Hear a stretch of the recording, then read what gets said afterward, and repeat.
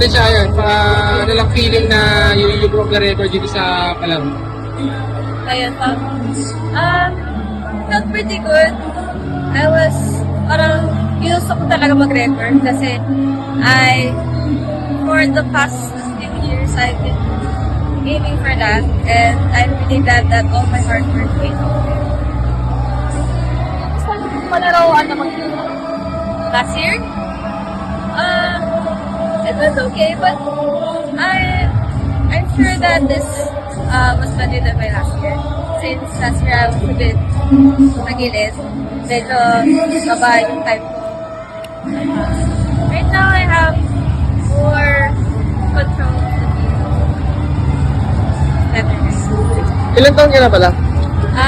18 po. Kaka-18 ko lang this year. This month. So last palaro mo na to? Nakailan ka na so far? Nakailang medals? One nakapon at dalawa hanggang sa ngayon. Ay, dalawa ngayon sa akin. Ilang events ka total?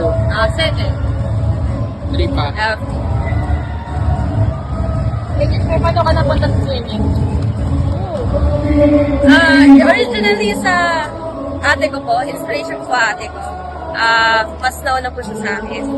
And nung tinitingnan ko po siya nung bangoy, sabi ko, parang gusto ko rin i-try.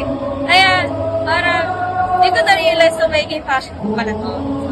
I'm glad I went. Okay, bakit yun? Nakapalaro yun sa before? Naka-out po siya ng regionals. You know. Bakit USD yung napili mo nun sa high school and eventually college din? Bakit PSG? Oo.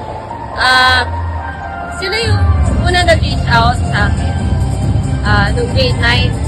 And then, noon, starting there, then on, I belong naman sa team. And parang pamilya na ko yun. Parang good atmosphere. Kumpara sa mga other schools, in my opinion, yung UST talaga pamilyang support. And whatever happens, masusupport sa akin ka talaga. Is your first record? First record mo sa palaro? Yes, my first record yun. Gano'n special sa'yo na huling palaro mo na siya for... Gano'n ka-special yung nakakuha ka ng record sa huling taon mo sa palaro? Well,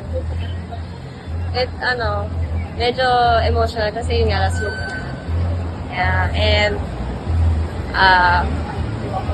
well, dami pong akong dinaanan. Totoo lang. And, speechless, totoo lang, kasi I was just trying to go through life before this.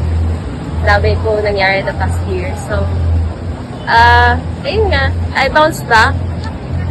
And I'm glad na, ayun nga, last year ko na to. So, I'm glad na just ko talagang sarili ko. Patricia, if it's okay i-share, ano yung parang naging challenges mo nun prior to this palaro? Relationship issues? Hindi, okay lang. Ayun, tas medyo demotivated at times.